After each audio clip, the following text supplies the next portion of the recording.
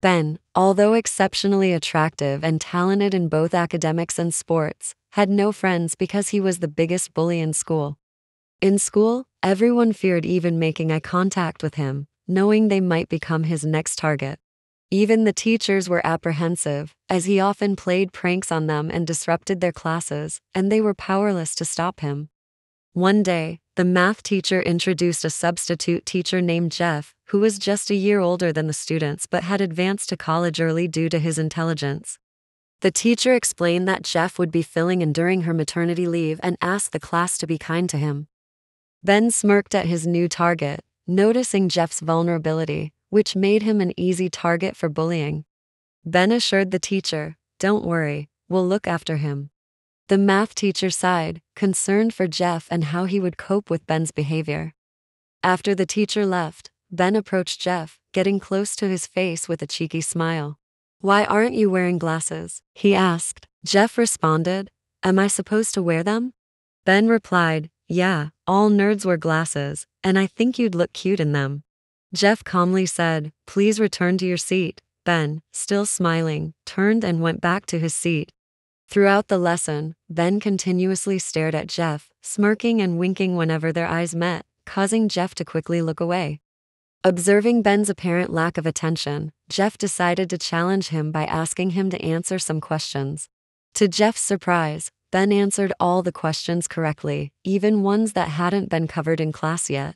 After class, Ben approached Jeff again, questioning why Jeff had been staring at him during the lesson and teasingly asking if Jeff liked him. He then remarked, "I won't blame you if you do. I'm just too attractive." Jeff said, "I've heard a lot about you," and Ben asked, "Really? I hope they're good things." Jeff replied, "You think? I really love my peaceful life, and I hope my stay here will be peaceful too, so please don't cause trouble for me." With that, he left. The next day, Ben saw Jeff in the washroom removing his contact lenses and washing his face. He sneakily took them and left, smirking. As the minutes passed, Jeff hadn't shown up for math class yet. Ben evilly smiled, knowing what he had done. A few moments later, Jeff entered the classroom wearing glasses, and the moment Ben saw him, his heart fluttered. He mumbled to himself, "So cute," as he watched Jeff, who didn't even glance at him. The class ended, and everyone left, but Ben remained seated, still staring at Jeff. Jeff approached Ben and said, "Can I have my contact lenses back?" Ben asked, "How did you know I took them?" And Jeff replied, "I'm not blind, you know." Ben retorted, "I was going to give them back after class, but now that I see you in glasses, I don't want to return them. You look so cute in them, I can't take my eyes off you." Jeff simply said, "You can keep them," then left. In the following days, Ben became so focused on Jeff that he hadn't bullied anyone in a while. Jeff continued to wear different contact lenses, and whenever Ben got the chance, he would hide them. When Jeff had finally had enough, he confronted Ben and asked him to stop bothering him. However, Ben defiantly replied, "I won't stop. I've already fallen in love with you." Shocked, Jeff exclaimed, "What?" and quickly ran away. Ben just smiled, remarking to himself, "How can such a big human be so cute?" Jeff began to avoid Ben at all costs, running away whenever he saw him. The only place he couldn't avoid him was in class, but as soon as class ended, Jeff would leave, even before everyone else. One early morning, Jeff arrived at school as usual, when he heard someone say, "Hey, teacher, why are you here so early?" Startled, he turned to see Ben. Preparing to flee, Jeff stammered, "I should be asking you that question. You're always the last person to arrive in school." Ben replied, "I couldn't sleep because I missed you and wanted to see your face." Jeff immediately ran off, but Ben quickly caught up to him and slipped his hand into Jeff's, intertwining their fingers. Jeff tried to remove his hand, but it wouldn't budge. He asked Ben why he couldn't move his hand, and Ben replied, "We're glued together." Jeff exclaimed, "Are you crazy? How am I supposed to teach with our hands stuck together? We have to get rid of it now." Ben responded, "I used the toughest glue I could find. There's nothing we can do to make it come off unless." Jeff eagerly asked, "Unless what?" Ben replied, "Unless we cut our hands off." Jeff sighed heavily, annoyed and frustrated, saying, "I really hate you right now, Ben replied, and I love you. Jeff tried everything he could to separate their hands, but it was futile. While he frantically searched for ways to wash off the glue, Ben remained relaxed, smiling and staring at him. Frustrated and sore, Jeff eventually gave up. Ben tried to comfort him, saying, It's okay, at least we get to spend the day together. Jeff rolled his eyes and ignored him. He contemplated taking a leave and going to the hospital, but he couldn't because Ben's class was far behind in the syllabus due to their teacher's frequent absences during her pregnancy. Jeff asked Ben to behave himself and went to class, feeling apprehensive about what the students might think upon seeing their hands glued together. As Jeff and Ben entered the class, the students noticed their predicament, realizing it was Ben's doing, and some even felt sorry for Jeff. Jeff struggled to teach with only one hand, while Ben seemed unbothered, taking every opportunity to kiss Jeff's hand, oblivious to the fact that they were in front of the entire class. Right after class, Jeff took a leave, explaining the situation, and escorted himself and Ben to the hospital, where they were able to separate their hands and wash off the glue. As they were leaving, Ben remarked, Such a shame, I thought we were going to spend the whole day together. Jeff responded sternly, Can you please stop with your childish acts? Ben retorted, Can you stop running away from me? Jeff didn't reply and left. In the days that followed, Ben refrained from playing childish pranks, as Jeff had requested, but he continued to shadow Jeff's every move. He even feigned needing help with studies just to be near him. Jeff knew Ben didn't require assistance with his studies. After all, he was the top student in the school. However, he felt obligated to help Ben as his teacher. Intentionally, Jeff assigned Ben elementary school math problems to solve. Ben replied he couldn't solve them, insisting that Jeff teach him. Jeff remarked, These are elementary school math problems. You excel in college-level math, but struggle with these? Ben replied, My brain doesn't function when I'm around you. Jeff responded, Then maybe I should stay away from you. As Jeff began to leave, Ben swiftly grabbed his hand, saying, Oh, my brain is functioning now. It's even faster when I'm with you.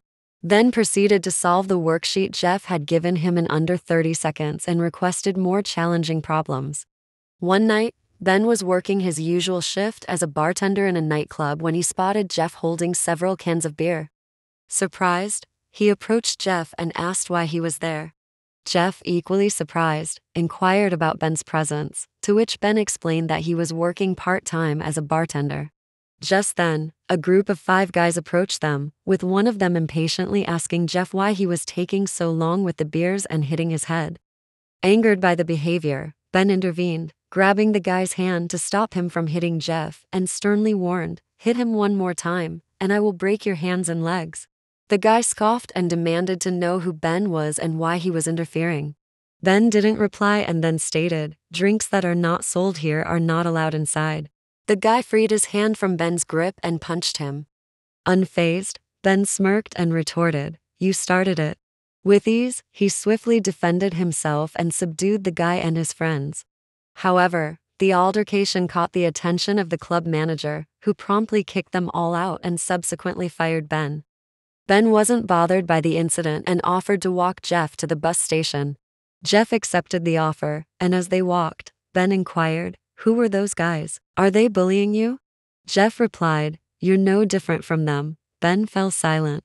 Jeff continued, I thought you were a rich, spoiled kid. What are you doing working in a place like this as a high school student? Ben responded, My family isn't even close to being rich.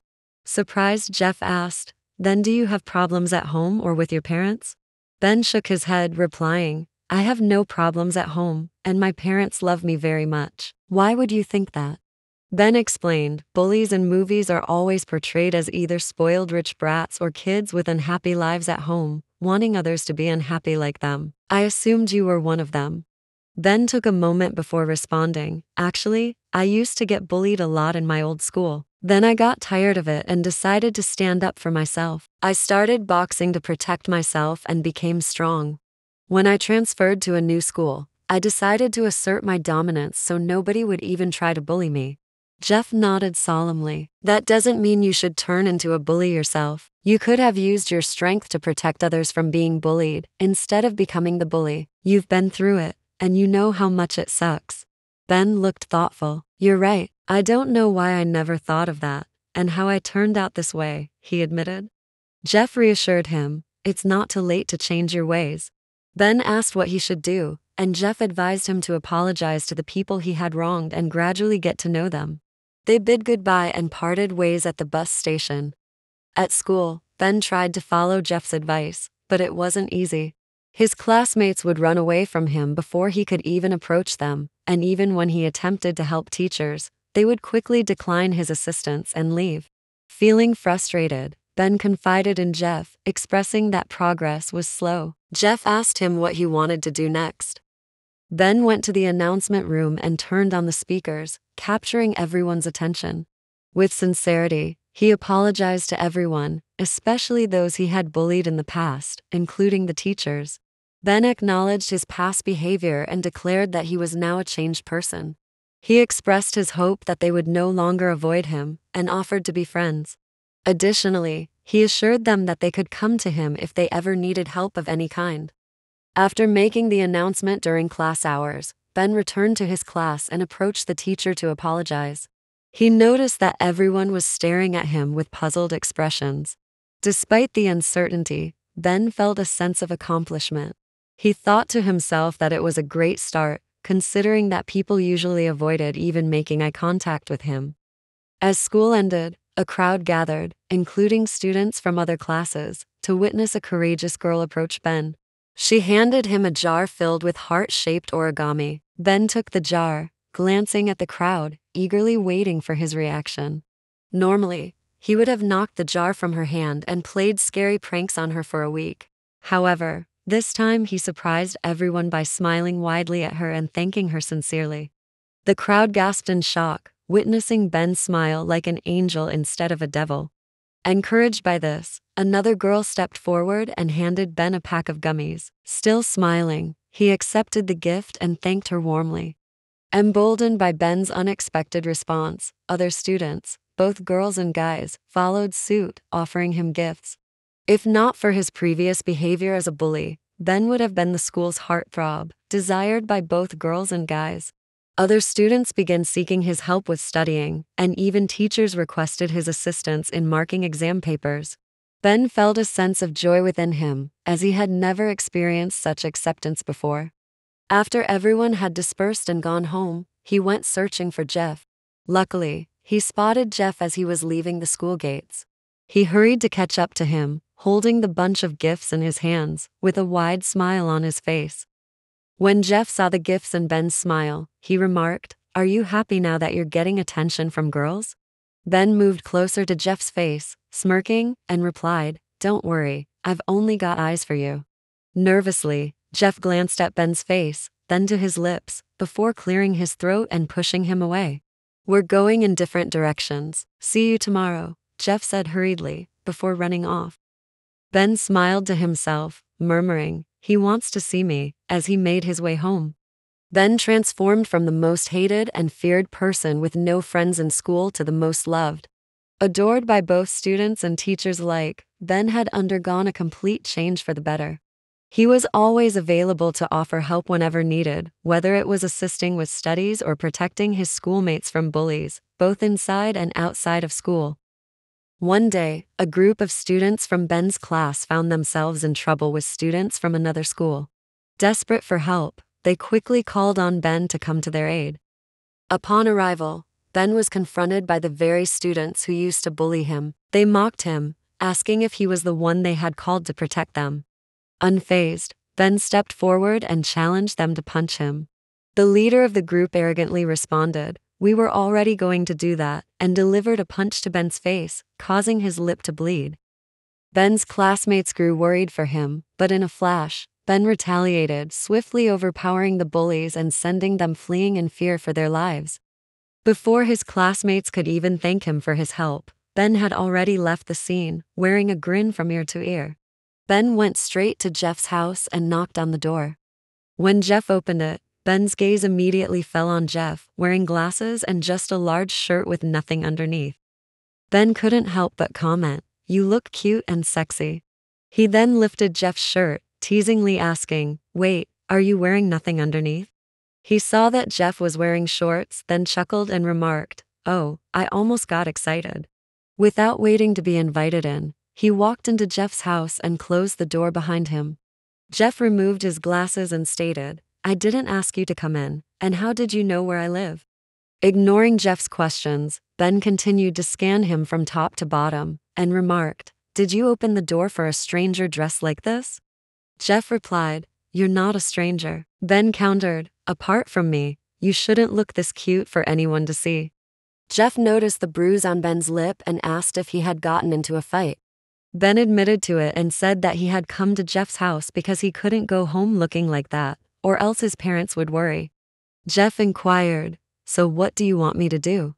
Ben grabbed Jeff by the waist, drawing him close until their faces were inches apart, noses touching. He said, "I want you to apply ointment for me." Jeff replied, "I don't have ointment." Ben then suggested, "Then a kiss will be enough, a French kiss." Jeff quickly pushed Ben away, grabbing his hand and pulling him, urging him to leave. However, Ben resisted, rushing to lie on the bed and pleading, "Okay, just a peck on the lips." Ignoring Ben, Jeff attempted to grab him again. Ben, trying to resist, grabbed onto anything he could, including a pillow on the bed. As Jeff pulled him, Ben inadvertently pulled the pillow, causing a photo card of himself to fall to the floor. Ben looked at Jeff astonished and asked Jeff, "Is that me? Why do you have a picture of me under your pillow?" Jeff nervously replied, "I don't know how it ended up there," then swiftly picked it up and changed the subject, asking Ben if he still needed a job since he was fired from his last one. Ben sensed Jeff was trying to change the subject, but he didn't press further about the photo. Instead, he expressed his interest in finding a job. When Jeff mentioned his parents were looking to hire a waiter for their chicken shop, Ben's eyes lit up with excitement. He exclaimed, "The chicken shop right next to your house?" Jeff nodded, and Ben couldn't contain his enthusiasm, saying, "So I'll get to see you every day, even after school. And I can even crash at your place sometimes?"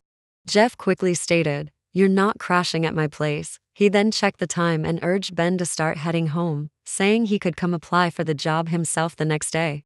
Ben hesitated, asking about the kiss. Without replying, Jeff pushed Ben towards the door. As Jeff opened the door, Ben turned and hugged him, declaring, "I love you," before planting a kiss on his lips and running out. Jeff touched his lips in stunned disbelief before shutting the door and collapsing to the ground, feeling embarrassed as he stared at the photo card. Ben wasted no time in applying for the job. With his workplace now close to Jeff's house, he waited to leave with Jeff after school every day, determined not to let him escape.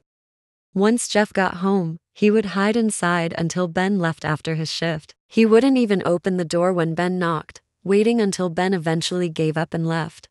He couldn't keep that up for long, as his parents asked him to take over the kitchen because they were going on a date for their anniversary. As Jeff entered, Ben greeted him with a smile, but Jeff avoided eye contact. Throughout the busy day, Ben served customers, as Jeff helped prepare the dishes alongside the other workers. The hustle and bustle of the place kept them occupied, leaving little time for interaction. However, as closing time approached, the other workers left, leaving Jeff behind to check if everything was in place before locking up.